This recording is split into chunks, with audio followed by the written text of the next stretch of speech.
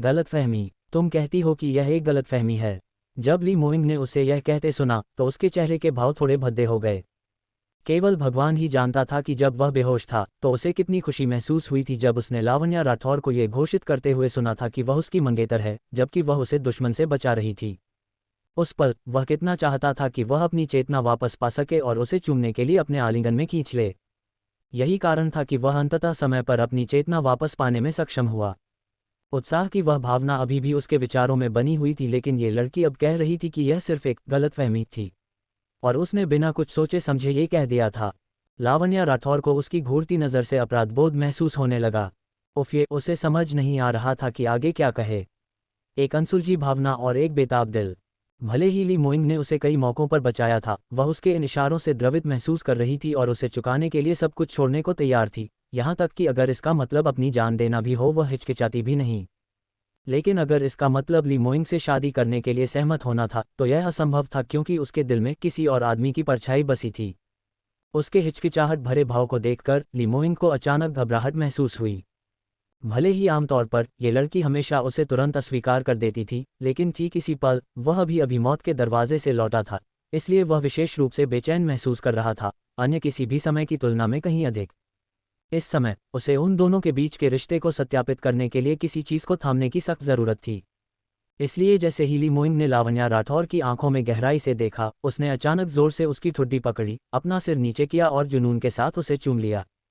जुनून और समर्पण। उसका चुंबन बिल्कुल भी सौम्य नहीं था, यहाँ तक कि वह क्रूर होने की सीमा तक पहुँच गया था। उसके होंठों ने उन गुलाबी रंग के होंठों को बुरी तरह कुचल दिया और वह उसके होंठों के किनारों पर हल्के से काटने लगा। जब उसने लावण्या राठौर के दर्द भरी धीमी कराह सुनी तो वह और भी अधिक उत्तेजित महसूस करने लगा और पहले से भी अधिक जुनून के साथ चूमने लगा। ऐसा लग रहा था मानो वह इस चुंबन का उपयोग अपनी सारी निराशा, बेचैनी और उलझन को इस बेपरवाह लड़की तक पहुंचाने की कोशिश कर रहा हो, ताकि उसे स्पष्ट रूप से पता चल सके कि उसके दिल में उसके लिए कितनी ज्वलंत भावनाएं थीं। लावण्या राठौर ने शुरुआत में बचने की कोशिश में ली मोइंग की छाती को धक्का दिया, लेकिन ली मोइंग की मजबूत पकड़ के नीचे उसके पास छिपने की कोई जगह नहीं थी और वह केवल उसके ज़बरदस्त चुंबन को स्वीकार कर सकती थी। जैसे जैसे समय बीतता गया, ली मोइंग का चुंबन धीरे धीरे तीव्र से सौम्य हो गया। लावण्या राठौर को समझ नहीं आया कि उसे क्या हुआ, उसका सिर चकराने लगा और अवचेतन रूप से वह उस आदमी को प्रतिक्रिया देने लगी। इस आदमी का आलिंगन, उनके होंठों और दांतों का वह अंतरंग आदान प्रदान उसे सहज महसूस करा रहा था। एक अवांछित रुकावट। ठीक उसी समय जब वे दोनों सब कुछ भूलकर जुनून के साथ एक दूसरे को चूम रहे थे, अचानक बैंग बैंग बैंग की खटखटाहट की आवाज़ से दरवाजे पर रुकावट आए। भाभी, क्या आप उठ गई हैं? सीनियर भाई कैसे हैं? क्या कल रात कोई समस्या हुई थी? मैं चिंतित था, इसलिए मैं उन्हें देखने के लिए अंदर आ रहा हूँ। लुओ जियुन ने खटखटाने के बाद किसी उत्तर की प्रतीक्षा नहीं की, बस दरवाज़ा खोला और सीधा अंदर चला आया। जब उसने कमरे में प्रवेश किया तो उसने अपना सिर अंदर डाला और बिस्तर की ओर देखा, और वह अपनी जगह पर हतप्रभ खड़ा रह गया। विशाल बड़े बिस्तर पर एक जोड़ा था जिनके कपड़े अस्त व्यस्त थे और वे एक दूसरे को कसकर अपने आलिंगन में लिए हुए जुनून के साथ गले लगा रहे थे। उनके उलझने से कंबल फर्श पर गिर गया था। लावण्या राठौर मूल रूप से उस चुंबन में डूब गई थी, लेकिन जब उसने लुओ जियुन की आवाज़ सुनी तो उसे अचानक होश आया और वह फिर से संघर्ष करने लगी। अपनी आंखों के कोने से ली मोइंग ने पहले ही लुओ जियुन की उपस्थिति देख ली थी और हालांकि वह लावण्या राठौर के प्रतिरोध से नाखुश था, उसका किसी को भी लाइव प्रदर्शन देखने देने का कोई इरादा नहीं था, इसलिए बाद में उसने अनिच्छा से लावण्या राठौर को छोड़ ही दिया। लावण्या राठौर ने जल्दबाजी में पीछे मुड़कर फर्श पर गिरे हुए कंबल को खींचा और उसे अपने चारों ओर लपेट लिया, अपना सिर उसमें छिपा लिया। उसकी यह स्थिति बिल्कुल एक शुतुरमुर्ग जैसी लग रही थी। ली मोइंग ने मज़े लेते हुए अपना सिर हिलाया, उसे यह बताने का मन हो रहा था कि भले ही वह खुद को छिपा ले, लुओ जियुन ने पहले ही देख लिया था कि क्या हुआ था, इसलिए ऐसा करना व्यर्थ था। हालांकि अपने जूनियर भाई के सामने अपनी मंगेतर द्वारा दिखाई जाने वाली घरेलू हिंसा से बचने के लिए उसने समझदारी से अपना मुंह बंद ही रखा। लावण्या राठौर को जो शर्मिंदगी महसूस हो रही थी, उसकी तुलना में ली मोइंग पूरी तरह से अप्रभावित था। एक अजीब स्थिति। लावण्या राठौर ने कंबल पूरी तरह से चुरा लिया था और उसके पास अपना शरीर ढकने के लिए कुछ नहीं था। कल रात दवा लगाने की सुविधा के लिए उसने पहले ही आधे कपड़े पहने हुए थे। इससे पहले जब वे बिस्तर पर उलझे हुए थे तो उस खींचतान की प्रक्रिया में उसके बचे हुए कपड़े भी पूरी तरह से अस्त व्यस्त हो गए थे। अब वह आधी नग्न अवस्था में था और उसकी गोरी लेकिन मजबूत छाती की मांसपेशियां खुली हवा में दिखाई दे रही थीं। उसकी छाती पर खरोंच के 2 निशान थे जो पहले लावण्या राठौर द्वारा उसे विरोध करते समय छोड़े गए थे। यह विशेष रूप से संदिग्ध लग रहा था। लीमोइंग को कोई भी अजीबपन महसूस नहीं हुआ और उसने शांति से अपने कपड़े ठीक किए। इसके बाद उसने लुओ जियुन की ओर एक अमित्र नज़र डाली। क्या तुम अंदर आने से पहले खटखटाना नहीं जानते? तुम्हारे तौर तरीके कहाँ गए? लुओ जियुन का प्रवेश और पछतावा। जिस क्षण लुओ जियुन ने दरवाज़ा खोला था, वह पहले ही जान गया था कि उसने अपने सीनियर भाई और होने वाली भाभी के बीच अंतरंगता के दृश्य में दखल देकर एक बहुत बड़ा अपराध किया है। यह उसे संभवतः उसके सीनियर भाई द्वारा कई टुकड़ों में काट दिया जाएगा। लेकिन वह खुद के लिए आक्रोश भी महसूस कर रहा था। अपनी भारी चोटों के कारण लीमोइंग बेहोश था और लावण्या राठौर उसकी देखभाल कर रही थी। विचारों की स्वाभाविक धारा के अनुसार उन दोनों को पूरी तरह से कपड़े पहनकर सोना चाहिए था और वे कंबल से ज्यादा पवित्र होने चाहिए थे। कौन जानता था कि घायल मरीज जाग गया था और जोश और जीवन शक्ति से भरा हुआ था, और जो उसकी देखभाल कर रही थी उसी को बिस्तर पर दबा रहा था। सीनियर भाई बिल्कुल एक जानवर था, लेकिन उसमें उपहास के इन शब्दों को बाहर निकालने की बिल्कुल भी हिम्मत नहीं थी। ईमानदार लेकिन खतरनाक सलाह। लुओ जियुन ने अपनी गर्दन सिकोड़ी और सावधानी से समझाया, सीनियर भाई, मैंने पहले खटखटाया था लेकिन आप बस कुछ ज्यादा ही व्यस्त थे, इसलिए आपने सुना नहीं। लीमोइंग ने शांति से उत्तर दिया, भले ही तुमने खटखटाया हो, क्या तुम्हारी भाभी या मैंने तुम्हें अंदर आने की अनुमति दी थी? लुओ जियुन असहाय रूप से अपने कार्यों पर विचार करने लगा। सीनियर भाई, मैं गलत हूँ। कृपया उदार बने और मुझे इस बार माफ कर दें। लीमोइंग ने लापरवाही से हम्फ किया और बोला, तुम अभी भी यहाँ अपना सिर क्यों घुसा रहे हो? कुछ देखने की कोशिश कर रहे हो? क्या तुमने नहीं देखा कि तुम्हारी भाभी कंबल के अंदर दम घुटने की स्थिति में है? लुओ जियुन को अभी एहसास हुआ कि उसने एक और गलती कर दी है, उसे वहां रुके नहीं रहना चाहिए था। उसने जल्दबाजी में उत्तर दिया, सीनियर भाई, कृपया भाभी के साथ व्यस्त रहें, जारी रखें। मैं पहले यहाँ से निकलता हूँ। लुओ जियुन जल्दबाजी में दरवाजे की ओर चला और जैसे ही वह उससे बाहर निकलने वाला था, वह अचानक पीछे हट गया। एक भयभीत भाव के साथ उसने फिर भी अपना मुंह खोलने का दबाव डाला। उफ, वो सीनियर भाई, जूनियर भाई के रूप में मुझे आपको याद दिलाना है। आपने बहुत सारा खून खो दिया है और आप लगभग 7 से 8 दिनों तक बेहोश रहे हैं। आपका शरीर अभी भी कमज़ोर है और आपने अभी तक अपना भोजन भी नहीं लिया है, और आप पहले से ही इतने व्यस्त हैं। ये सच में ठीक नहीं है। क्या आप जारी रखने से पहले अपना नाश्ता करना चाहेंगे? लुओ जियुन को लगा कि वह कितना महान है और ईमानदार सलाह हमेशा कानों को अप्रिय ही लगती है। भले ही लीमोइंग क्रोधित हो जाए, लेकिन उसके नंबर 1 सर्वश्रेष्ठ जूनियर भाई के रूप में उसे अपने सीनियर भाई को याद दिलाना ही चाहिए। ये सुनकर लीमोइंग की भौहें फड़क उठीं और उसे लगभग गुस्सा आ गया।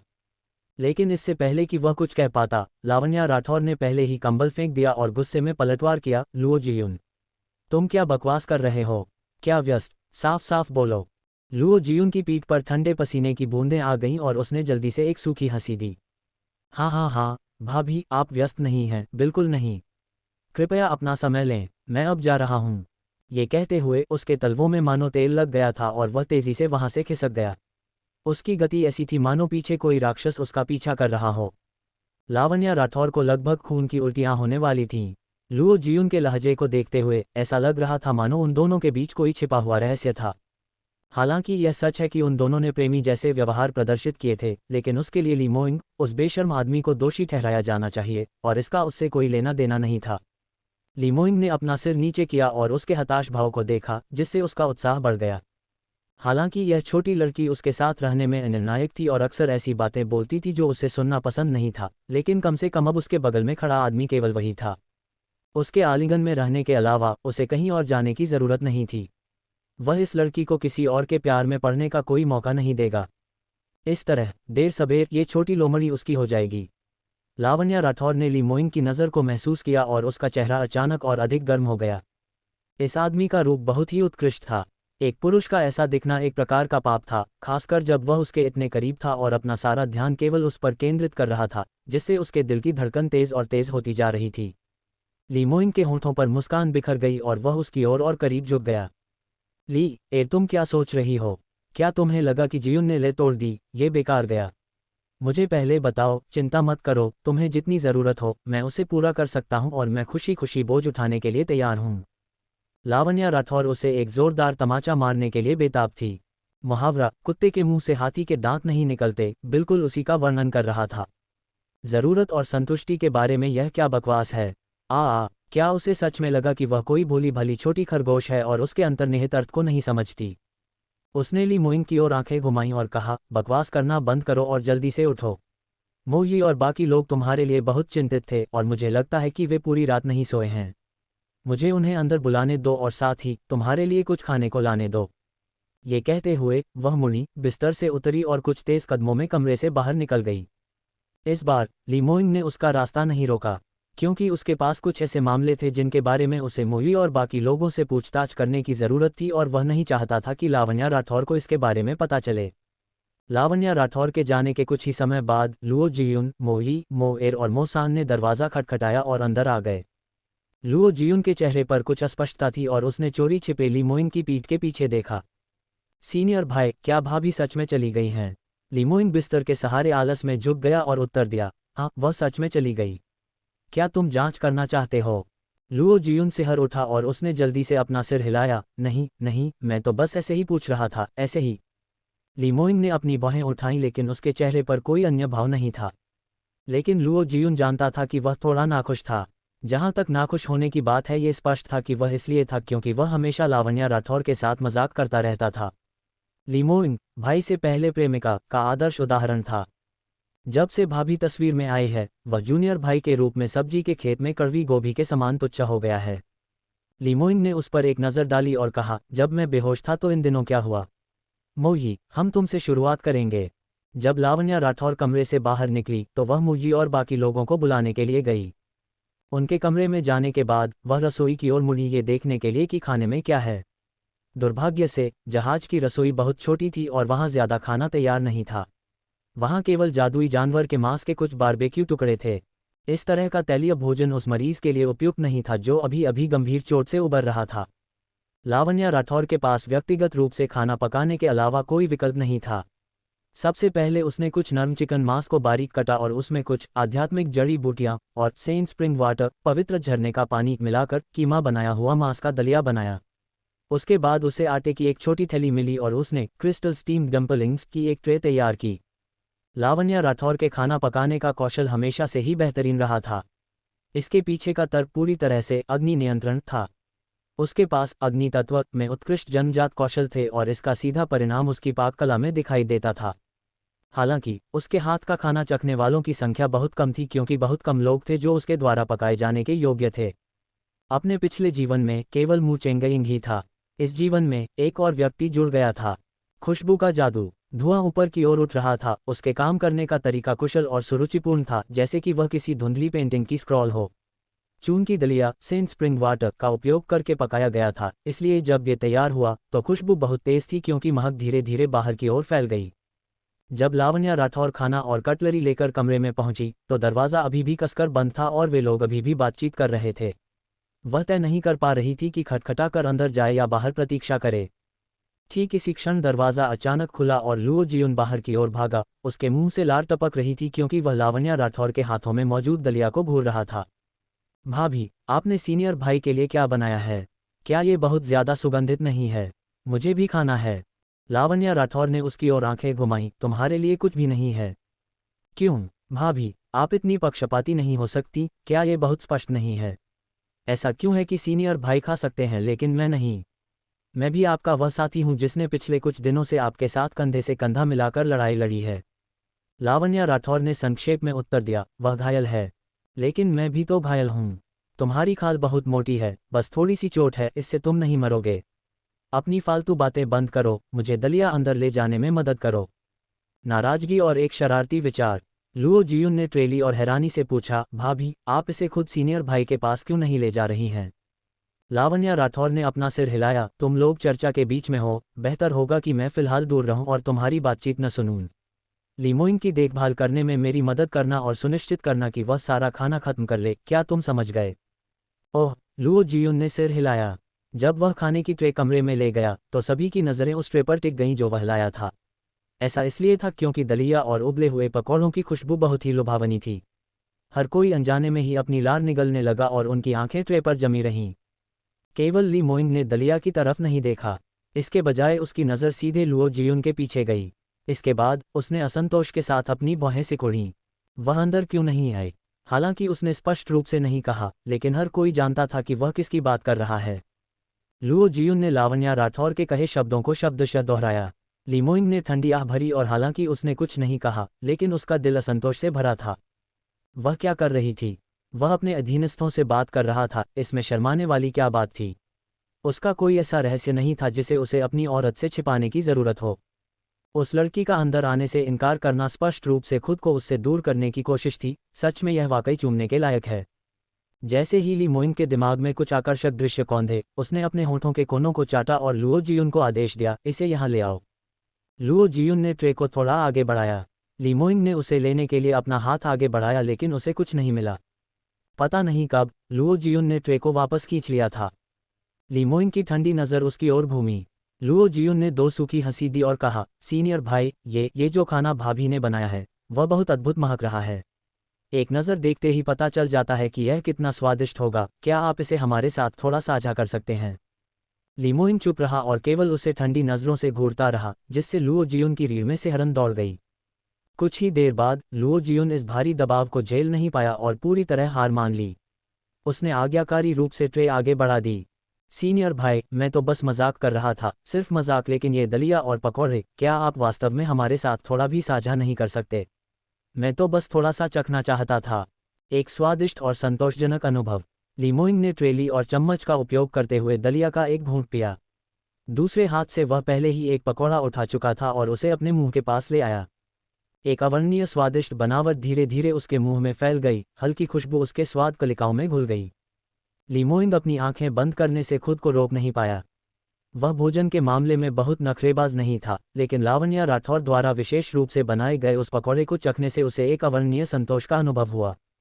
अतीत में उसने जो भी स्वादिष्ट व्यंजन खाए थे, वे सब इस स्वाद के सामने धुंधले पड़ गए। ली मोइंग चुप रहा और जैसे ही उसकी पतली उंगलियां एक बार फिर फैलीं और उसने एक और उबला हुआ पकौड़ा उठाया, उसकी हरकत धीमी और शालीन थी। भले ही अपनी उंगलियों से पकौड़े को पकड़ना थोड़ा असभ्य लग सकता था, लेकिन जब वह ऐसा कर रहा था तब भी यह आंखों को भा रहा था। लुओ जियुन केवल उसे और उसके हाथ में मौजूद पकौड़े को घूर सकता था। उसकी उत्सुक आंखें ऐसी लग रही थीं मानो वह पकौड़े को झपटने के लिए उछलने ही वाला हो। ली मोइंग को शायद उसकी नज़र महसूस हुई और दूसरा पकौड़ा निगलने के बाद उसने उसे एक उदार नज़र दी। क्यों, क्या तुम एक निवाला लेना चाहते हो? लुओ जियुन ने अपना सिर जोर जोर से हिलाया। सिर्फ मैं ही नहीं, भाई मो और बाकी लोग भी चाहते हैं। हालांकि मुई मो एर और मोसान ने कोई आवाज़ नहीं निकाली, लेकिन उनके चेहरों के भावों ने सच्चाई बयां कर दी थी। ली मोइंग द्वारा उन पर एक नज़र डालने के बाद भी उसकी उंगलियां फैलीं और उसने तीसरा पकौड़ा उठा लिया। उसी समय उसकी आवाज़ धीरे से गूंजी, खाना चाहते हो? अपने लिए एक पत्नी ढूंढो। यह मेरी ली एर ने मेरे लिए बनाया है, इसलिए स्वाभाविक रूप से ये सब मेरा है। इसके बारे में सोचना भी मत। जब उसने मेरी ली एर कहा तो उसके चेहरे के भाव बेहद अहंकारी लग रहे थे। वह लुक वाकई कुछ मुक्कों के लायक था। वास्तव में अगर वह ली मोइंग नहीं होता तो लुओ जियुन उस पर झपट पड़ता और उसके चेहरे पर मुँके मारता। धत्तेरे की, क्या उसे ऐसा होने की ज़रूरत थी? उसने उन्हें खाने की महक तो सुनगाई, लेकिन खाने नहीं दिया। ये काफ़ी दुष्टता थी और ली मोइंग ने जानबूझकर उन्हें ये सोचने के लिए ललचाया था कि उनके पास चखने का अवसर था, लेकिन उसने क्रूरता से उनकी आखिरी उम्मीद को कुचल दिया। लुओ जियुन केवल ली मोइंग को एक के बाद एक पकौड़े चबाते हुए देख सकता था और बहुत जल्द वह स्टीम्ड पकौड़ों की ट्रे खत्म हो गई। उसके बाद ली मोइंग ने चम्मच उठाया और दलिया खाना शुरू कर दिया। खुशबू पूरे कमरे में भर गई। लुओ जियुन अपनी लार टपकती हुई महसूस कर सकता था और उसने अपने दिल में कम से कम 1000 बार उसे कोसा। मंगेतर होने में क्या बड़ी बात है? अपने प्यार का दिखावा करना बहुत आकर्षक है। धत, वह लुओ जियुन भी एक जन्मजात कुशल और सुंदर प्रतिभाशाली है। अगर वह पत्नी ढूंढना चाहता तो क्या ये कोई मुश्किल काम था? केवल एक ही बात थी, भाभी जैसा कोई परिपूर्ण इंसान ढूंढ पाना शायद ऐसा कोई है ही नहीं। जब उसने इस बारे में सोचा तो लुओ जियुन का चेहरा फिर से लटक गया। जैसे ही ली मोइंग ने खुशी खुशी अपना दलिया खाया, उसका मीठा स्वाद उसके मुंह में घुल गया। साइड डिश के रूप में विभिन्न ईर्ष्या, जलन और नफरत भरी घूरती नज़रों के साथ ये भोजन बेहद आनंददायक था। ठीक उसी समय जब उनका असंतोष चरम पर पहुंच गया था, उसने आखिरकार अपना भोजन समाप्त कर लिया। ली मोइंग ने धीरे से अपने हाथ पोंछे और कहा, हम पहले कहाँ रुके थे? जारी रखो। एक असहज बातचीत की शुरुआत। जारी रखो। अनकही आलोचना के साथ लुओ जियुन का चेहरा कड़वा हो गया था। सीनियर भाई, आपका पेट तो पहले ही भर चुका है, लेकिन हम बाकी सब अभी भी भूखे हैं। अपनी इस खुशी भरी मुस्कान को देखिए, क्या ये वास्तव में ठीक है? उसने मन ही मन सोचा। लुओ जियुन ने एक शब्द भी नहीं कहा, लेकिन मुई और बाकी लोग उसके जैसे अभिमानी नहीं थे और उन्होंने पहले के विषय को जारी रखा। जब वह बेहोश था तब जो मामला हुआ था उसके संबंध में मुई और बाकी लोगों ने पहले ही ली मोइंग को रिपोर्ट कर दिया था कि क्या हुआ था। जब उसने लावण्या राठौर के उत्कृष्ट प्रदर्शन के बारे में सुना तो ली मोइंग ने सदमे का कोई भाव नहीं दिखाया। इसके विपरीत उसके चेहरे पर एक साधारण मुस्कान झलक रही थी। उसकी छोटी लोमड़ी हमेशा से ही इतनी उत्कृष्ट थी। चाहे उसने कुछ भी किया हो, इसमें आश्चर्यचकित होने वाली कोई बात नहीं थी। लेकिन उसकी मुस्कान लंबे समय तक नहीं टिकी, केवल कुछ सेकंड के लिए, और जल्द ही उसके भाव गंभीर हो गए। संप्रदाय में कुछ तो गड़बड़ है। संप्रदाय को निश्चित रूप से मदद के लिए मेरा बुलावा मिल गया होगा, क्योंकि यह उड़ता हुआ जहाज हमेशा संप्रदाय में ही खड़ा रहता था। इसलिए ली लिंगचुआन किसी और जगह से नहीं आ सकता था। हालांकि जिस व्यक्ति ने जहाज यहां तक उड़ाया वह संप्रदाय का एल्डर नहीं था, बल्कि उसी के जैसा एक जूनियर था। यह मामला बहुत अजीब है। मैं कह सकता हूं संप्रदाय में जरूर कुछ हुआ होगा। ये सुनकर सबके चेहरे सख्त हो गए। लुओ जियुन ने उत्तर दिया, अगर ऐसा है तो सीनियर भाई के संप्रदाय छोड़ने की अवधि थोड़ी लंबी थी, लेकिन मैं महीने की शुरुआत से ठीक पहले ही वहां से निकला था। मैंने मास्टर से सुना था कि वेस्ट स्काई रीजन, पश्चिमी आकाश क्षेत्र का कोई संप्रदाय यहाँ यात्रा पर आने वाला था। इसी वजह से मैं लगभग निकल ही नहीं पा रहा था। लेकिन मुझे नहीं पता कि उसके बाद क्या हुआ। वेस्ट स्काई रीजन का एक संप्रदाय, वह कौन सा संप्रदाय है? लुओ जियुन ने अपना सिर हिलाया। मैंने ज़्यादा ध्यान नहीं दिया। उस समय मुझे लगा कि यह कोई महत्व की बात नहीं है, क्योंकि बड़े संप्रदायों के बीच अक्सर आना जाना लगा रहता है। कुछ देर तक ली मोइंग चुप रहा, फिर उसने फैसला किया, लगता है मुझे संप्रदाय वापस जाना ही होगा। उड़ते हुए जहाज की दिशा बदलो और सीधे संप्रदाय वापस चलो। लेकिन मास्टर, आपकी चोटें अभी पूरी तरह ठीक नहीं हुई हैं। अगर हम संप्रदाय लौटते हैं और आपको फिर से कोई कदम उठाना पड़ता है, लड़ना पड़ता है, तो मुई हिचकिचाया। वापसी का फैसला और एक भूली हुई याद। ली मोइंग ने जवाब दिया, कोई बात नहीं। वैसे भी अगर उड़ता हुआ जहाज सबसे तेज गति से उड़े तब भी वापस लौटने में कुछ दिन तो लगेंगे ही। अब जबकि मेरे पास ये प्रोफाउंड लूनर स्पिरिट मिरर है, मेरी आत्मा काफ़ी हद तक स्थिर हो गई है और मेरी रिकवरी में तेजी आई है। मेरे लिए अपनी मूल शक्ति का कम से कम 80% वापस पाने के लिए ये कुछ दिन काफ़ी हैं। मोई अभी भी चिंतित था, लेकिन जब उसने इस बारे में सोचा तो उसने आगे कोई विरोध नहीं किया। केवल लुओ जियुन को अभी भी संदेह था और वह बोलना चाहता था, लेकिन फिर कुछ सोचकर रुक गया। लिटिल वू, तुम्हारे दिमाग में जो है वह बोलो। ली मोइंग अब और बर्दाश्त नहीं कर सका। लुओ जियुन झिझकते हुए बोला, सीनियर भाई, मुझे नहीं पता कि मुझे ये कहना चाहिए या नहीं, लेकिन मैं सच में चिंतित हूँ। मुझे यकीन नहीं है कि जूनियर सिस्टर को क्या उसके साथ क्या हुआ। आखिरकार मैं ही उसे संप्रदाय से बाहर लाया था, और अब जबकि मैं उसे वापस नहीं लाया, मुझे नहीं पता कि मास्टर कितने क्रोधित होंगे। कल ली लिंगचुआन के साथ जोरदार लड़ाई के बाद वे केवल बेहोश ली मोइंग को लाने और अपनी जान बचाने के बारे में सोच रहे थे। किसी को भी मुरोंगनी की याद बिल्कुल नहीं आई थी। ये तब तक था जब तक ली लिंगचुआन को जहाज से कूदने के लिए मजबूर नहीं किया गया, और उनके अपनी भावनाओं को स्थिर करने के बाद लुओ जियुन को अचानक याद आया कि उसने अपनी जूनियर सिस्टर को तंबू में छोड़ दिया था। वह पूरी रात खुद को शांत नहीं कर पाया, क्योंकि वह इसी बारे में विचार कर रहा था। भले ही मुरोंगनी का स्वभाव चालाक और अनियंत्रित था, उसका चरित्र घटिया था और उसने लावण्या राठौर के प्रति कई अपमानजनक काम किए थे। फिर भी वह सबकी जूनियर सिस्टर थी और केवल 16 साल की लड़की थी, इसलिए स्वाभाविक रूप से लुओ जियुन को लगा कि उसके प्रति उसकी कुछ जिम्मेदारी है। खासकर कल जब मुरोंगनी तंबू में भागती हुई आई थी तो उसका पूरा शरीर खून से लथपथ था। ये स्पष्ट था कि लावण्या राठौर ने उसे पीटा था, लेकिन उन्हें उसकी चोटों की गंभीरता का अंदाजा नहीं था। यदि वह वास्तव में गंभीर रूप से घायल थी और स्थिति को और खराब करने के लिए उसे डार्क मून फॉरेस्ट के भीतरी क्षेत्र में अकेला छोड़ दिया गया था, तो लुओ जियुन को एहसास हुआ कि अगर उसे कुछ हो गया तो वह इसकी जिम्मेदारी नहीं उठा पाएगा। यही कारण था कि उसने लंबे समय तक संघर्ष किया और अंततः वह खुद को इस मामले को उठाने से नहीं रोक सका। जैसे ही उसने बोलना शुरू किया, ली मोइंग का चेहरा काला पड़ गया और एक भयानक ठंडक ने उन सभी को घेर लिया। उस पल हवा भी जमी हुई सी लग रही थी। मेरे सामने उसके बारे में कुछ भी उल्लेख मत करो। उसने अपने भिंचे हुए दांतों के बीच से ये शब्द थूके। क्रोध और जवाबदेही। लुओ जियुन उसका गुस्सा देखकर सहम गया, लेकिन उसने अपनी हिम्मत जुटाई और आगे कहा, सीनियर भाई, मैं जानता हूं कि उसने स्कारलेट आइड ब्लड बैट्स को उकसाया था, जिसके कारण अप्रत्यक्ष रूप से भाभी चट्टान से गिर गईं, और उसने कई बार भाभी को चुनौती दी थी। इन सब बातों ने आपको बहुत क्रोधित कर दिया है। मुझे भी लगता है कि उसने गलत किया है। भले ही उसे माफ़ी मांगने के लिए भाभी के सामने घुटने टेकने पड़े, वह इसकी हकदार है। लेकिन वह आखिरकार मास्टर की सगी बेटी है। अगर उसके साथ कोई अनहोनी हो गई तो हम मास्टर को क्या जवाब देंगे? जवाब। ली मोइंग के चेहरे पर एक ठंडी मुस्कान थी। उसकी आंखों की ठंडी चमक ने सबको डर से कांपने पर मजबूर कर दिया। मैं जिस तरह से देखता हूं वह मुरोंगनी है जिसे मुझे स्पष्टीकरण देना चाहिए। अब खुद को इस मामले में शामिल मत करो। अगर मुरोंगनी डार्क मून फॉरेस्ट में मर भी जाए तो ये कुछ ऐसा है जिसकी वह हकदार है। अगर मास्टर इसके बारे में पूछेंगे तो मैं इसकी जिम्मेदारी लूंगा, इसका तुमसे कोई लेना देना नहीं है। लेकिन लुओ जियुन ने उसे मनाने का प्रयास जारी रखा।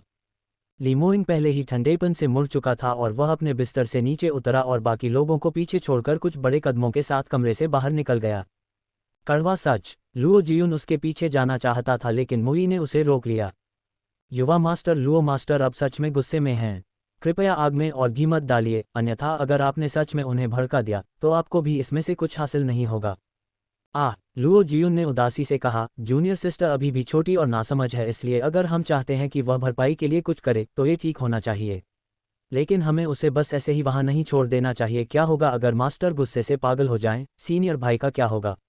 भले ही वह भाभी हों, वह भी नहीं चाहेंगी कि सीनियर भाई संप्रदाय से अलग हो जाएं, है ना? मोई ने अपना सिर हिलाया और कहा, युवा मास्टर लुओ, कुछ बातें हैं जो आप नहीं जानते। जब तीसरी मिस चट्टान से गिरी थी तो ऐसा इसलिए नहीं था क्योंकि उनका पैर फिसल गया था। उन्हें मिस मुरोंग ने धक्का दिया था। क्या? लुओ जियुन की आंखें फटी रह गईं। ऐसा कैसे हो सकता है?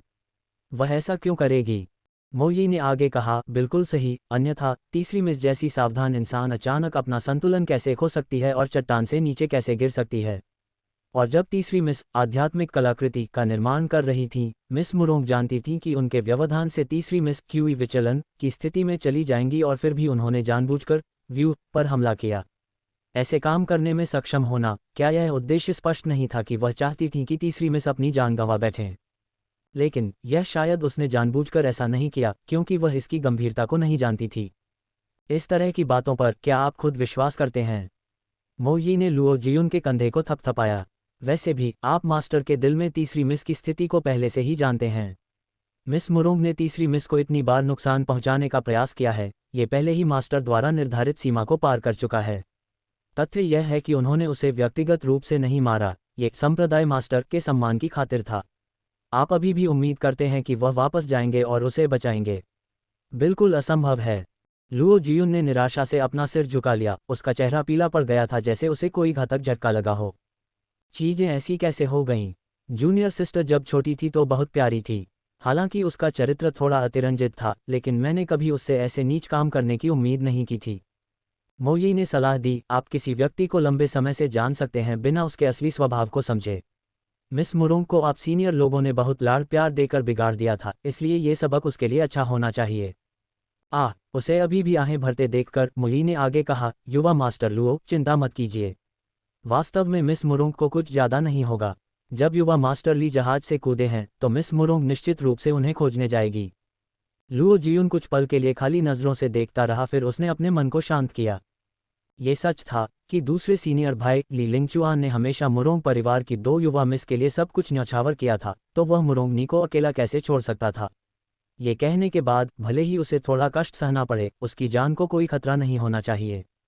अतीत की यादें और हवाओं का स्पर्श। डेक पर लावण्या राठौर रेलिंग के सहारे अकेली खड़ी थी, दूर दूर तक देख रही थी। उड़ता हुआ जहाज बादलों के बीच से गुजर रहा था और गति काफी तेज थी, जो विशाल जंगल के ऊपर से उड़ रहा था। भीतरी क्षेत्र में प्रवेश करने से पहले उन्हें यहां आए 10 दिन हो चुके थे। फिर भी जहाज पर सिर्फ एक रात में वे डार्क मून फॉरेस्ट से बाहर निकलने वाले थे। जहाज पर बहुत सन्नाटा था, कोई आसपास नहीं चल रहा था। केवल बादलों की ठंडी धुंध उसके चेहरे को छू रही थी और ये थोड़ा गीला महसूस हो रहा था। लावण्या राठौर चुपचाप वहां खड़ी थी, उसका दिल भावुक हो रहा था। कई साल पहले उसने एक उड़ने वाला जहाज बनाया था और एक आदमी के साथ वे चारों ओर घूमे थे। हालांकि ये सब अब अतीत की बात थी। उसने स्वाभाविक रूप से अपनी उंगली बढ़ाई और अपने सूजे हुए होंठों को छुआ जो अभी भी थोड़ा दर्द कर रहे थे। लिमोइन को लोगों को काटने की आदत लग रही थी। हर बार जब वह उसे उकसाती थी और वह उसे सजा देने की हिम्मत नहीं कर पाता था तो वह केवल उसके होंठों पर धीरे से काटकर अपना गुस्सा निकालता था। यह आदत बिल्कुल मू चेंगेंग जैसी थी, एक मीठा लेकिन खतरनाक भ्रम। इन कुछ दिनों में उन्हें विभिन्न दुर्घटनाओं का सामना करना पड़ा था, जिसके कारण लावण्या राठौर पूरी तरह से व्यस्त रही। अब जबकि सब कुछ सुरक्षित था और आसपास सन्नाटा छा गया था, उसे अचानक एहसास हुआ कि हाल ही में उसके साथ कुछ गलत था। वह ली मोइन के बारे में कुछ ज्यादा ही चिंतित लग रही थी। इस आदमी के पास मू चेंगेंग जैसी मंत्रमुग्ध कर देने वाली आंखों की एक जोड़ी थी। मू चेंगेंग जैसा एक मजबूत और दबंग स्वभाव था, एक जन्मजात उपहार जो अत्यधिक उच्च था, और यहाँ तक कि उसकी कुछ छोटी आदतें भी वैसी ही थीं। इससे लावण्या राठौर को भ्रम का एहसास हुआ, जैसे कि मू चेंगइंग हमेशा उसके पास था और उसे कभी छोड़कर नहीं गया था। इस मीठे भ्रम ने लावण्या राठौर को धीरे धीरे इसमें डूबने दिया और अनजाने में वे बहुत करीब आ गए थे। इस आदमी के आलिंगन के प्रति उसने विरोध नहीं किया और यहाँ तक कि उसके चुंबनों का भी वह अक्सर जवाब देती थी। विशेष रूप से वह क्षण जब ली मोइंग ने मास्टर यून तियान की गुफा में अपनी जान की बाजी लगाकर उसकी रक्षा के लिए उस पर छलांग लगाई थी, उस क्षण वह वास्तव में ली मोइंग से द्रवित हो गई थी। दिल की उलझन। कभी कभी लावण्या राठौर को लगता था कि वह सच में पागल हो रही है। ली मोइंग चाहे जितना भी मू चेंगइंग जैसा हो, वे पूरी तरह से अलग इंसान थे। सिर्फ इसलिए कि वे एक जैसे दिखते हैं वह मू चेंगइंग को धोखा कैसे दे सकती है, मानो उस पर भूत सवार हो। लेकिन वे सच में बहुत एक जैसे थे, बहुत ज़्यादा, इस हद तक कि किसी बिंदु पर वह उन दोनों के बीच अंतर करने में असमर्थ थी। लावण्या राठौर ने ली मोइंग को अपने दिमाग से निकालने के प्रयास में एक गहरी आह भरी। मू चेंगइंग, सोआरिंग हेवन कॉन्टिनेंट का नंबर 1 योद्धा, वह अब कहाँ था? क्या वह अभी भी स्काई एम्परर सिटी में था या उसने इन 10 से अधिक वर्षों में कोई बड़ी सफलता हासिल की थी? उसके पास क्या वह अभी भी उन महिलाओं से घिरा हुआ था जो उसे पाने की लालसा रखती थीं? ऐसा क्यों है कि जब किसी ने पूछा कि क्या व्यक्ति ए और व्यक्ति बी एक ही इंसान है, तो मैं स्पष्ट रूप से बोलने में असमर्थ हो जाऊंगी। ठीक उसी समय जब लावण्या राठौर अपनी कल्पनाओं में स्वतंत्र रूप से खोई हुई थी, एक जलती हुई गर्म छाती उसकी पीठ से आकर सट गई। उसकी प्रतिक्रिया का इंतजार किए बिना मजबूत बाहों की एक जोड़ी ने उसकी कमर को पकड़ लिया और उसे अपने आलिंगन में जकड़ लिया। ली ए, तुम यहाँ अकेले शून्य में क्यों खोई हो? तुमने व्यक्तिगत रूप से मुझे खाना क्यों नहीं दिया? प्रलोभन के कुछ भाव के साथ एक परिचित धीमी और कर्कश आवाज उसके कान के पास गूंजी। लावण्या राठौर ने चौंककर पीछे मुड़कर देखा। ली मोइंग। उसके चौंकने वाले भाव पर उस आदमी ने नाखुशी का संकेत दिखाया। ये चौंकने वाला भाव क्यों? मेरे अलावा और कौन हो सकता है? लावण्या राठौर ने अपना सिर हिलाया। कुछ नहीं। क्या तुम्हारी मुझी और बाकी लोगों के साथ चर्चा खत्म हो गई? इससे पहले उसे वास्तव में एक गलतफहमी हुई थी, क्योंकि मू चेंगइंग को भी उसी तरह की आदत थी कि जब वह किसी सोच में डूबी होती थी तो वह अचानक उसे पीछे से गले लगा लेता था, जिससे उसे छिपने का कोई मौका नहीं मिलता था। ये स्पष्ट था कि उसने कुछ ज्यादा ही सोच लिया था। एक गहरा और अड़ियल आलिंगन। ली मोइंग को लगा कि उसके आलिंगन में ये छोटी लड़की कुछ ठीक महसूस नहीं कर रही है और उसे कुछ देर घूरने के बाद उसने आगे कहा, वैसे भी चर्चा करने के लिए कुछ खास नहीं था, इसलिए बात जल्दी खत्म हो गई। वास्तव में तुम्हें दूर रहने की जरूरत नहीं थी। ऐसा कुछ भी नहीं है जिसे मुझे तुमसे छिपाना पड़े। लावण्या राठौर ने अपने कंधे उचकाए। लेकिन मुझे तुम्हारे संप्रदाय के मामलों में कोई दिलचस्पी नहीं है। ये कहते हुए उसने ली मोइंग की बाहों से खुद को दूर खींचने का प्रयास किया, लेकिन उस आदमी की ताकत बहुत विशाल थी। कुछ प्रयास करने के बाद भी वह बचकर निकलने में असमर्थ रही। ली मोइंग, पहले मुझे छोड़ो। अगर हमें दूसरे लोगों ने देखा तो यह अच्छा नहीं लगेगा, ठीक है? उसे छोड़ने के बजाय उसकी बात सुनने के बाद ली मोइंग ने उसे और भी कसकर पकड़ लिया। डरने की क्या बात है? इस जहाज पर मौजूद लोगों में से बकवास करने की हिम्मत कौन करेगा? इसके अलावा मेरे लिए अपनी मंगेतर को गले लगाना पूरी तरह से जायज़ है। तुम इससे भी ज़्यादा बेशर्म हो सकते हो। लावण्या राठौर हताश थी। वह चाहे कितनी भी शातिर और चालाक क्यों ना हो, या कितनी भी हाजिर जवाब क्यों ना हो, हर बार जब भी उसका सामना इस दबंग, संवेदनहीन और शातिर आदमी से होता था, चाहे वह कोई भी चाल चले, सब कुछ उसकी हार में ही समाप्त होता था। सवालों के घेरे में ली मोइंग ने ठंडी आह भरी और उसकी नज़र उसके नाजुक छोटे चेहरे पर पड़ी। उसकी आवाज़ खतरनाक रूप से धीमी हो गई। ली ए, मुझे लगता है कि आज तुम्हारे साथ कुछ गलत है। तुम मुझसे दूरी बनाती हुई लग रही हो। क्यों? मोई और बाकी लोगों ने मुझे बताया कि जब मैं बेहोश था तो तुम उनसे भी ज़्यादा चिंतित थी, यहाँ तक कि एक कदम से भी ज़्यादा दूर न जाते हुए मेरी व्यक्तिगत रूप से देखभाल कर रही थी। ऐसा क्यों है कि मेरे जागने के बाद तुम मुझे हर तरह से टालने की कोशिश कर रही हो? मैंने तुम्हें कब टाला? ये सब तुम्हारी गलतफहमी है। मुझे मत फंसाओ। लावण्या राठौर ने समझाते हुए अपने होंठ चबाए। वह इन सब को कैसे समझाने वाली थी? जगा हुआ ली मोइंग और बेहोश ली मोइंग स्पष्ट रूप से अलग थे। जब वह बेहोश ली मोइंग की देखभाल कर रही थी तो वह कह सकती थी कि यह उसे बचाने के लिए उसका कर्ज चुकाने के लिए था, लेकिन अगर वह होश में आए ली मोइंग के साथ उलझना जारी रखेगी तो यह उसे उलझन और भ्रम की खाई में धकेल देगा। उसकी पतली कमर पर ली मोइंग का हाथ और भी सख्त हो गया और उसने उसकी कमर पर एक चुटकी काटी। चुटकी से लावण्या राठौर को दर्द महसूस हुआ और उसने धीरे से एक आह भरी। दिल की उलझन और एक परिचित एहसास। ली मोइंग ने अपनी पकड़ थोड़ी ढीली की, लेकिन उसकी बाह अभी भी उसकी कमर के चारों ओर टिकी थी, उसे जाने नहीं दे रही थी। लावण्या राठौर जानती थी कि अगर वह संघर्ष करेगी तब भी वह बच नहीं पाएगी। इसलिए बेहतर है कि वह हिले डुले नहीं। इस तरह वह खुद को इस आलिंगन में छिपने के लिए सम्मोहित कर सकती थी क्योंकि यह आदमी उसे ऐसा करने के लिए मजबूर कर रहा था, न कि वह अपनी मर्जी से ऐसा कर रही थी। वास्तव में केवल वही जानती थी कि ली मोइंग की चौड़ी छाती केवल उसी के प्रति कोमल थी और इससे एक अजीब सी परिचित भावना का भ्रम पैदा होता था। उस दबंग उपस्थिति ने उसे बेहद राहत का एहसास कराया। ली मोइंग ने देखा कि उसने संघर्ष करना बंद कर दिया है और उसका मूड तुरंत ठीक हो गया। वह अभी भी उसे कुछ क्षणों तक अपनी बाहों में गले लगाए हुए था। उन दोनों ने एक साथ धुंधले बादलों की ओर देखा क्योंकि बादलों से सुबह की किरणों की एक रेखा झांक रही थी जो हल्की हल्की दिखाई दे रही थी। कुछ समय बाद ली मोइंग बोला, 1 घंटे और मैं 100 मील उत्तर की ओर हम साउथ यू किंगडम की सीमा में प्रवेश कर रहे होंगे। समय आने पर तुम जहाज से उतर जाओगी। लावण्या राठौर चौंक गई और उसने उसे हैरानी भरी नज़र से देखा। मैं साउथ यू किंगडम में जहाज से उतर जाऊं, केवल मैं? ली मोइंग ने सिर हिलाया, ये सही है। मुझे सीधे संप्रदाय लौटना होगा और मैं तुम्हारे साथ नहीं रह सकता। मुझे माफ़ करना, ली ए। उसने लावण्या राठौर की ओर क्षमाप्रार्थी भाव से देखा। एक अप्रत्याशित भावना। लावण्या राठौर के अंदर एक अवर्णनीय भावना पैदा हुई। उसने कभी उम्मीद नहीं की थी कि ली मोइंग पहल करेगा और अलग होने का सुझाव देगा। और यह ऐसे अप्रत्याशित क्षण में था, इतना अचानक कि वह इसके लिए बिल्कुल भी तैयार नहीं थी। वास्तव में उसे इस बात पर खुशी महसूस होनी चाहिए थी क्योंकि ली मोइंग अब उसे परेशान नहीं करेगा। वह अब किसी दुविधा में नहीं फंसेगी और उसके दबंग लेकिन कोमल तरीकों के कारण उसकी भावनाएं नहीं डगमगाएंगी। उसका दिल पहले से ही किसी और का था और ली मोइंग की निकटता के कारण इसे धड़कना नहीं चाहिए था। हालांकि सच्चाई ये थी कि ली मोइंग को उसे जहाज से उतरने के लिए कहते हुए सुनकर उसकी भावनाओं में खुशी नहीं बह रही थी बल्कि हताशा और नाखुशी सतह पर आ गई जो त्यागे जाने की भावना के समान थी। भगवान जानता है, ली मोइंग सच में उसके लिए कोई नहीं था और उसने कभी उसे स्वीकार नहीं किया था, तो इसमें असहज महसूस करने वाली क्या बात थी। उसने एक गहरी सांस ली और पुष्टि करने से पहले अपनी भावनाओं के उतार चढ़ाव को जल्दी से छिपा लिया। ठीक है, मैं समझ गई। मेरा भी यही इरादा था कि जब जहाज साउथ यू किंगडम पहुंचेगा तो मैं उतर जाऊंगी और मेरे पास अभी भी काम करने के लिए बहुत सी अन्य चीज़ें हैं, इसलिए मैं तुम्हारे साथ तुम्हारे संप्रदाय में जाने में असमर्थ हूँ। वैसे भी मैं तुम्हारे संप्रदाय की कोई शिष्य नहीं हूँ, इसलिए अगर मैं एक बाहरी व्यक्ति के रूप में वहां जाती हूँ तो ये तुम्हारे लिए चीज़ें मुश्किल कर देगा, है ना? सुरक्षा और चिंता। ली मोइंग को लगा कि वह क्रोधित है और उसने जल्दी से समझाने की कोशिश की। ली ए, मेरा तुम्हें छोड़ने का कोई इरादा नहीं है और तुम कोई बाहरी व्यक्ति नहीं हो। तुम मेरी मंगेतर हो। भविष्य में अगर तुम मेरे संप्रदाय में आओगी तो मैं गारंटी देता हूं कि हर कोई तुम्हें उचित सम्मान दिखाएगा। कल ली लिंगचुआन आने से ही मुझे एहसास हुआ कि संप्रदाय में कुछ हुआ होगा, इसलिए मुझे जल्दी वापस जाकर देखना होगा। समस्या यह है कि हम अभी भी पूरी स्थिति से अनजान हैं और मुझे चिंता है कि वहां संभावित खतरे हो सकते हैं। अगर मैं तुम्हें अपने साथ ले जाऊं और तुम्हें कुछ हो जाए तो मैं खुद को कभी माफ़ नहीं कर पाऊंगा। इसलिए मैं अभी तुम्हें साउथ यू किंगडम में ही रुकने दे सकता हूं। कम से कम अगर यह साम्राज्य के भीतर है तो कोई तुम्हारे साथ गुंडागर्दी करने की हिम्मत नहीं करेगा।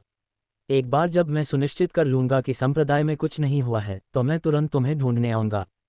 लावण्या राठौर ने उसका स्पष्टीकरण सुनने के बाद चुपके से राहत की सांस ली। उसके दिल की ज्यादातर नाखुशी क्षण भर के लिए दूर हो गई। इसके बाद उसने तुरंत खुद को धिक्कारा। वह किस बात को लेकर खुश हो रही थी? ली मोइंग की उसके लिए निरंतर चिंता और हार न मानने की उसकी अनिच्छा कुछ ऐसी थी जिसके बारे में उसे वास्तव में परेशान होना चाहिए था। एक जबरदस्त प्रतिक्रिया। उसने हल्के से अपने होंठ चबाए और धीरे से उत्तर दिया, तुम्हें मुझे ढूंढने की जरूरत नहीं है, मुझे बिल्कुल भी परवाह नहीं है। सबसे अच्छा होगा अगर तुम ना आओ। जब ली मोइंग ने यह सुना तो उसके अंदर क्रोध भड़कने लगा। उसने उसे घुमाया और उसके चेरी जैसे होठों को कैद करने से पहले उसके कंधों को जकड़ लिया। वह उसके नाजुक होठों से कोई भी अप्रिय शब्द नहीं सुनना चाहता था। ये चुंबन इतना डरावना था कि लावण्या राठौर की सांसें लगभग रुक ही गईं। जब तक उसे छोड़ा गया तब तक उसे अंततः एहसास हुआ कि उसकी बाहें अनजाने में ली मोइंग की गर्दन के चारों ओर लिपटी हुई थीं और वह एक ऐसी स्थिति में थी जहां वह आज्ञाकारी रूप से चूमने की प्रतीक्षा कर रही थी। वैसे भी उसके पास समय और धैर्य था, इसलिए उसे अभी उस पर ज्यादा दबाव डालने की जरूरत नहीं थी। वह धीरे धीरे एक एक करके उसके बचाव को तोड़ सकता था और उसे पूरी तरह से अपना बना सकता था। वह एक अलग ही तरह का एहसास होगा। जैसा कि ली मोइंग ने यह सोचा, उसने अपनी पकड़ थोड़ी ढीली की और उसका मूड ठीक करने की कोशिश की। ठीक है, गुस्सा मत हो। गुस्सा होने पर तुम बदसूरत लगने लगोगी। इन कुछ दिनों ने तुम्हें थका दिया होगा, है ना? केबिन में जाकर थोड़ा आराम कर लो। जब हम साउथ यू किंगडम पहुंच जाएंगे तो मैं तुम्हें जगा दूंगा। लावण्या राठौर ने सिर हिलाया और जाने के लिए मुड़ गई। राजधानी में एक निरंकुश प्रवेश। साउथ यू किंगडम की राजधानी। एक भव्य गाड़ी शहर के फाटकों से गुजरी और जैसे ही यह हलचल भरी और चौड़ी सड़क पर आगे बढ़ी, जमीन पर घोड़ों के खुरों की आवाज़ सुनाई दी। गाड़ी की गति बहुत तेज थी, आसपास के विक्रेता समय रहते बच नहीं पाए और जमीन पर गिर पड़े। जब गाड़ी शाही महल के दरवाजे पर पहुंची तभी वह रुकी। महल के पहरेदारों ने एक अप्रिय भाव के साथ अपनी भौहें सिकुड़ीं। कई वर्षों से किसी ने भी शाही महल के दरवाजे की ओर सीधा घुसने की हिम्मत नहीं की थी। यहाँ तक कि वैलियंट मार्शल मार्क्विस जैसे सम्मानित मंत्री भी महल के फाटकों से 3 मील पहले ही अपनी गाड़ी रोक देते थे। हालांकि गाड़ी के अंदर बैठा व्यक्ति न केवल महल के दरवाजों के सामने कुछ कदम की दूरी पर रुका था, बल्कि अभी भी गाड़ी के अंदर आराम से बैठा था और उतरने का कोई इरादा नहीं दिखा रहा था। आखिर वह कौन हो सकता था जो इतना अहंकारी और निरंकुश था? 7वीं राजकुमारी की वापसी। शाही रक्षक कमांडर आगे बढ़ा और उसने पूछताछ की, वह कौन है? शाही महल के दरवाजों की ओर इस तरह आने की तुम्हारी हिम्मत कैसे हुई? तुम्हें क्या लगता है कि तुम किस सज़ा के हकदार हो? गाड़ीवान का उन्हें जवाब देने का कोई इरादा नहीं था। इसके बजाय वह गाड़ी से नीचे उतरा और विनम्रतापूर्वक झुकते हुए उसने पर्दे हटा दिए। पर्दों के पीछे से एक नाजुक हाथ बाहर निकला, उसके बाद एक युवा महिला धीरे धीरे नीचे उतरी।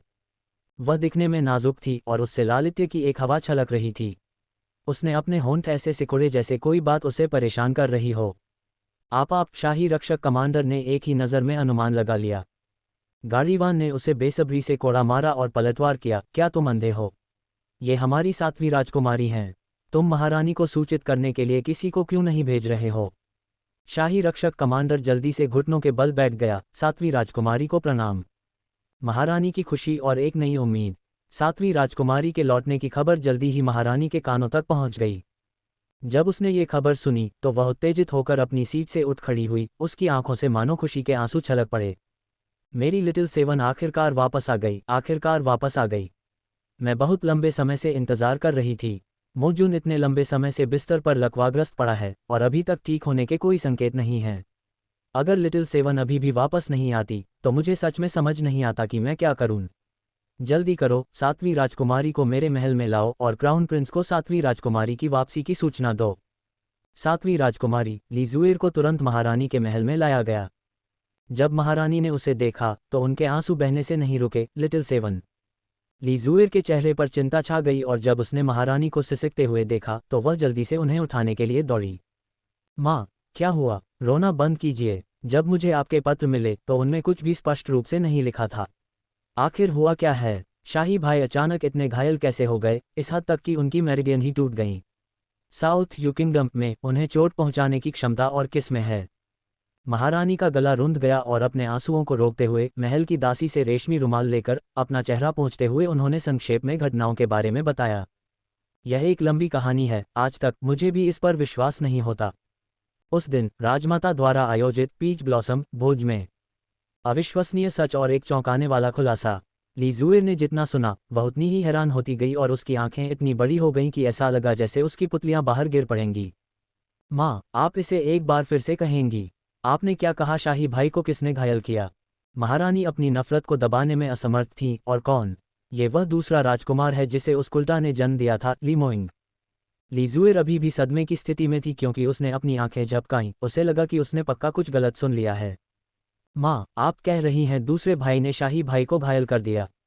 क्या मेरे कान बज रहे हैं? ये कैसे संभव हो सकता है? दूसरा भाई तो जन्म से ही कमज़ोर रहा है। न केवल वह साधना नहीं कर सकता और तो और क्या उसकी किसी भी समय जान नहीं जाने वाली थी? उसे शाही भाई को घायल करने की क्षमता कहाँ से मिल गई जो डिफेंसिव प्रोफाउंड रियलम के 7वें चरण में थे? महारानी ने अपने दांत पीसते हुए कहा, वह कोई अयोग्य कचरा नहीं है। उसने हम सबको पूरी तरह से मूर्ख बनाया।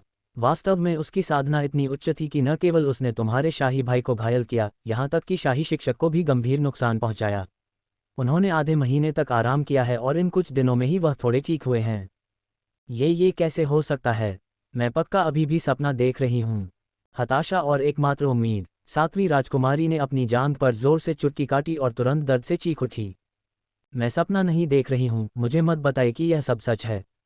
महारानी ने उत्तर दिया, मैं भी यही चाहती हूँ कि यह सच न हो, लेकिन अफसोस यह मामला एक मोती से ज़्यादा सच्चा नहीं हो सकता। तुम्हारे शाही भाई अब गंभीर रूप से घायल हैं। न केवल चिकित्सा संस्थान उनका इलाज करने में सक्षम नहीं है, यहाँ तक कि हमारे पड़ोसी देशों के दिव्य डॉक्टर जिन्हें मैंने बड़ी मेहनत से आमंत्रित किया था वे भी उनका इलाज करने में असमर्थ हैं। इस बिंदु तक कहते हुए महारानी उत्तेजित होने लगी और उन्होंने ली जुएर की बांह को जोर से पकड़ लिया। जुएर, तुम्हारे शाही भाई ने कहा कि अगर हम तुम्हें यहाँ वापस ले आएं, तो शायद तुम्हारे पास उन्हें बचाने का कोई तरीका हो। क्या ये सच है? क्या तुम्हारे पास सच में कोई तरीका है? तुम्हारे शाही भाई अब तुम पर निर्भर हैं।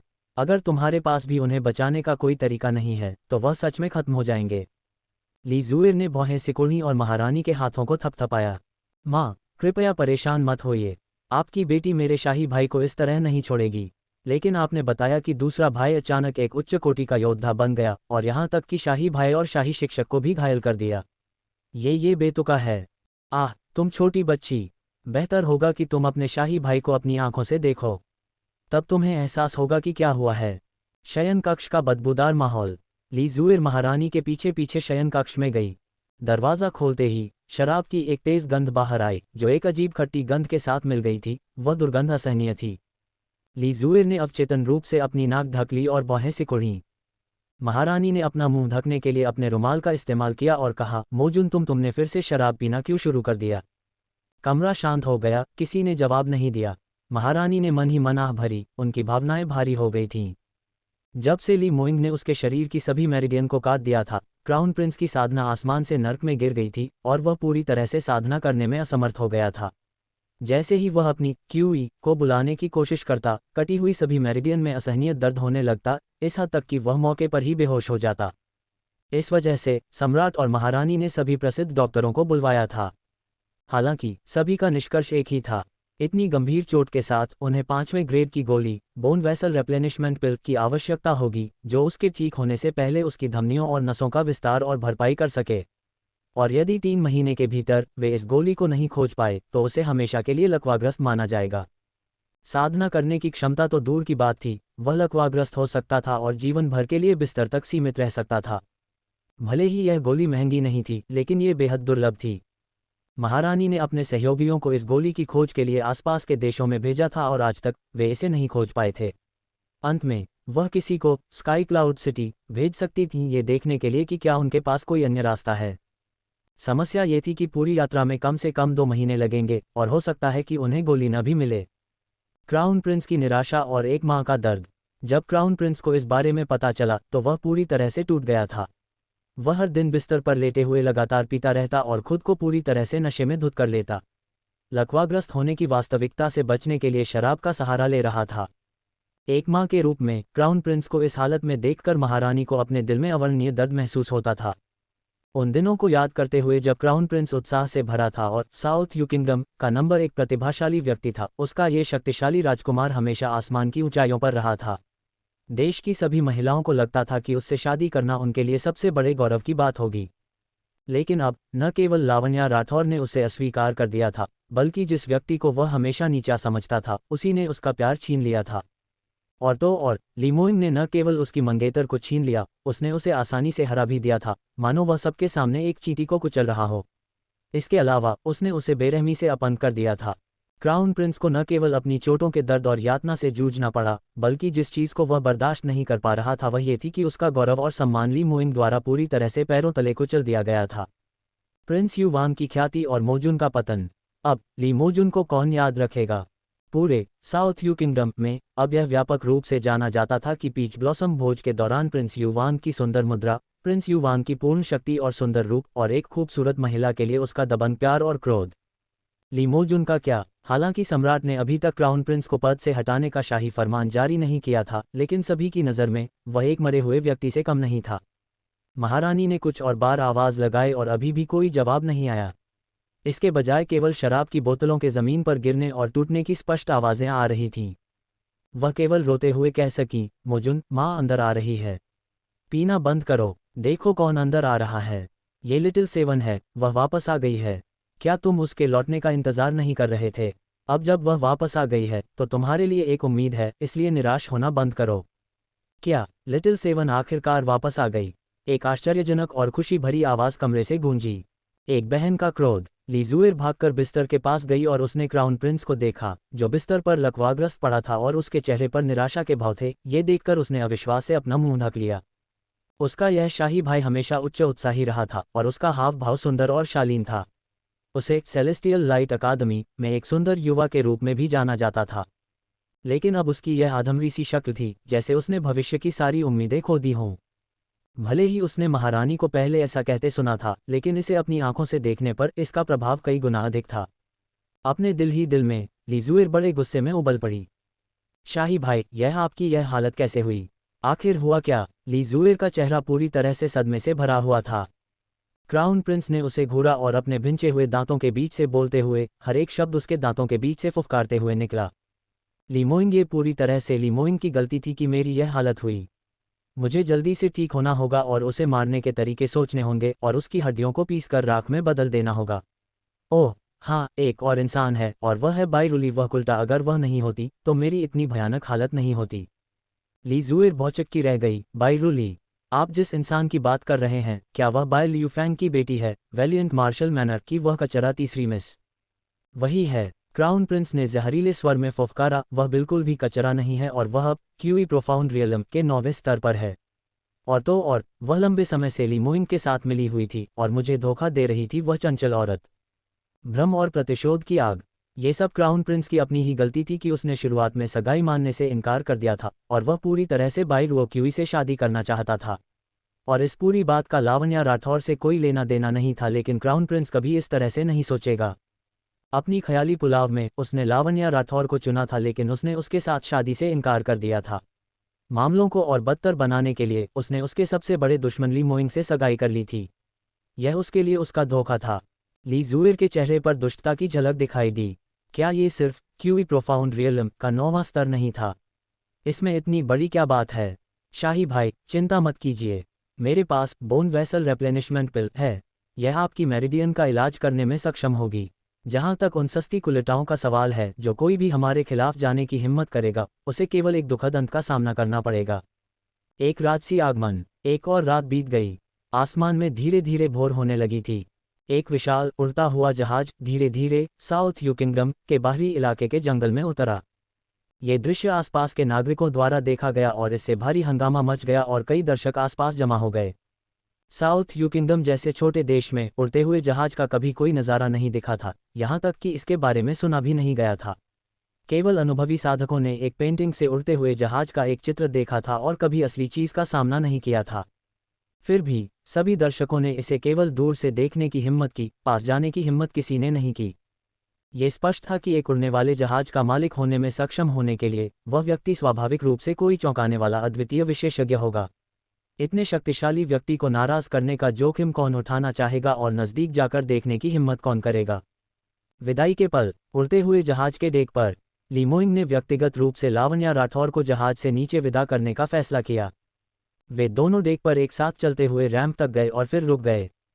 तुम दोनों एक ही समय पर एक दूसरे की ओर मुड़े और बोल पड़े।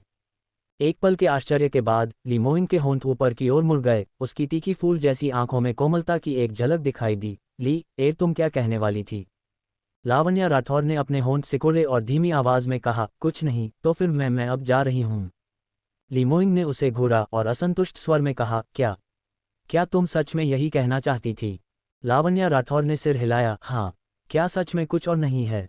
लीमोइंग बेहद असंतुष्ट था। उसने अपनी माफ न करने वाली पूछताछ जारी रखी। एक छिपी हुई चिंता। लावण्या राठौर ने उसके अभिमानी भाव को देखा और अचानक उसे लगा कि यह थोड़ा हास्यास्पद है। इतना शांत और दबंग आदमी दूसरों के सामने वह एक अलग थलग और उजाड़ रूप धारण करता था, लेकिन उसके सामने वह वास्तव में बहुत प्यारा था। उसका दिल नर्म पड़ गया और यह सोचकर कि उनके फिर से मिलने में कुछ समय लगेगा, उसने अपना अभिमानी दिखावा छोड़ दिया। तुम्हें अपनी सुरक्षा का ध्यान रखना होगा।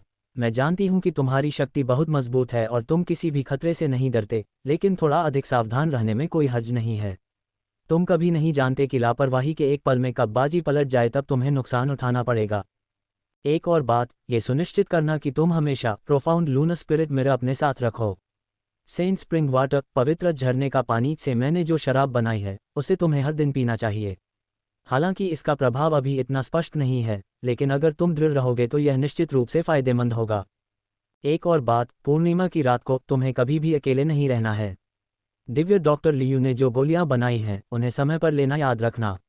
अगर कुछ दिन पहले जैसा हादसा फिर से हुआ, तो इससे हर कोई तुम्हारे लिए चिंतित हो जाएगा और तुम्हारा शरीर भी इस तनाव को सहने में सक्षम नहीं है। ओह हाँ, कोई अंदाज़ा है कि ली लिंगचुआन का क्या हुआ? हालांकि वह छठे दर्जे के दायरे का साधक है, भले ही वह उड़ते हुए जहाज से कूद गया हो, उसे इससे मरना नहीं चाहिए था। वह निश्चित रूप से जाएगा और तुम्हें ढूंढेगा, इसलिए तुम्हें सावधानी बरतनी चाहिए। एक प्यारी सी चिंता। लावण्या राठौर ने केवल एक वाक्य के साथ उसे विदा करने का इरादा किया था, हर चीज़ पर सावधानी बरतना, लेकिन कौन जानता था कि एक बार शुरू होने के बाद वह अचानक कई अन्य चीज़ों के बारे में चिंता करने लगेगी। इसलिए उसने इस और उस बारे में निर्देश देना शुरू कर दिया, और अनजाने में उसने बहुत सारी बातें कह दीं। लीमोइंग ने उसे देखा और उसकी मुस्कान और चौड़ी होती गई। उस आदमी की नज़र को महसूस करते हुए लावण्या राठौर अचानक रुक गई, वह बहुत शर्मिंदा दिख रही थी। ठीक है, बस इतना ही। मैं बस अभी के लिए यहीं रुकती हूँ। अरे, तुम मुझे ऐसे क्यों घूर रहे हो? और तुम मुस्कुराए जा रहे हो। इसमें इतना मज़ेदार क्या है कि तुम हंस रहे हो?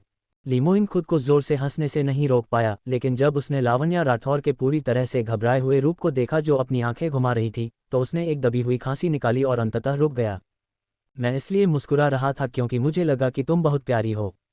लावण्या राठौर ने अपने होंठ सिकुड़े और उसे नज़रअंदाज कर दिया, इसलिए लीमोइन ने जल्दी से अपनी बात समझाई। शादी और मंगेतर की बातें। ये सच है, ली एर, मैंने अभी अभी जाना कि तुम वास्तव में बहुत ही सूक्ष्म और गुणी हो। तुमने पहले ही मेरे लिए सब कुछ सोच लिया था। भविष्य में जब हम शादी करेंगे तो तुम निश्चित रूप से एक विचारशील पत्नी बनोगी। मुझे लगता है कि मैं धरती का सबसे भाग्यशाली आदमी हूँ, इसलिए खुशी मेरे सिर पर चढ़ गई और मैं उस वजह से कान तक मुस्कुरा रहा था। भाग्यशाली? तुम्हारे सिर का भाग्यशाली? मैंने तुमसे शादी करने के लिए कब हाँ कहा? लावण्या राठौर ने अपने पैर पटके, उसे लगा कि उसके सिर से बहुत जल्द धुआं निकलने वाला है। लीमोइंग ने बुदबुदाया, क्या तुमने नहीं कहा? तुम स्पष्ट रूप से बाकी सभी के सामने स्वीकार कर रही थी कि तुम मेरी मंगेतर हो। वह केवल एक सुविधाजनक चाल, एडवांटेजेस प्लॉय थी। तुम मुझे इसे कितनी बार दोहराने के लिए कहना चाहते हो? लावण्या राठौर ने उसे घूरा। लीमोइंग केवल अपनी नाक सिकोड़ सका और उत्तर दिया, ठीक है, एक सुविधाजनक चाल।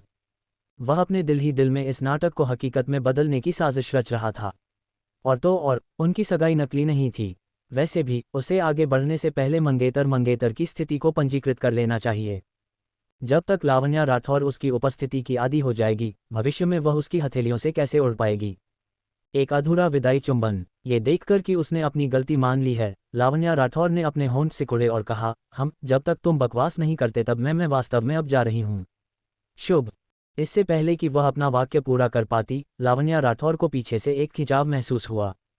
लीमोइंग ने उसे अपने आलिंगन में खींच लिया था और अपनी ठुड्डी नीचे करते हुए उसने मुस्कुराते हुए छेड़ा, क्या बस इसी तरह अलविदा कहने वाली हो? ली एर, लगता है तुम कुछ भूल गई हो। क्या? लावण्या राठौर ने उस अद्वितीय रूप को देखा जो उसके सामने आ गया था और उसे हल्की सी बेहोशी महसूस हुई। लीमोइंग ने उत्तर दिया, जब जोड़े विदाई लेते हैं तो क्या वे हमेशा एक विदाई चुंबन के साथ समाप्त नहीं करते? विदाई चुंबन? लावण्या राठौर ने अचानक अपने विचारों को वापस लिया और पलटवार किया, कैसा विदाई चुंबन? मैंने तुम्हें पहले ही बताया था, हम एक असली जोड़े नहीं। मम। जब उसने वे शब्द सुने जो वह सुनना पसंद नहीं करता था, तो लीमोइंग ने जल्दी से अपना सिर नीचे किया और उन शब्दों को वापस उसके मुंह में ठूसने के लिए अपने होठों का इस्तेमाल किया। हालांकि ये चुंबन केवल थोड़े समय के लिए ही रहा। लीमोइंग ने अपना सिर नीचे किया, उनके होंठ आधे अधूरे प्रयास से बमुश्किल ही छुए थे। ठंडे और आकर्षक होंठों और एक जोड़ी नाजुक और कोमल गुलाबी होंठों ने एक दूसरे को कुछ देर के लिए छुआ और अलग हो गए।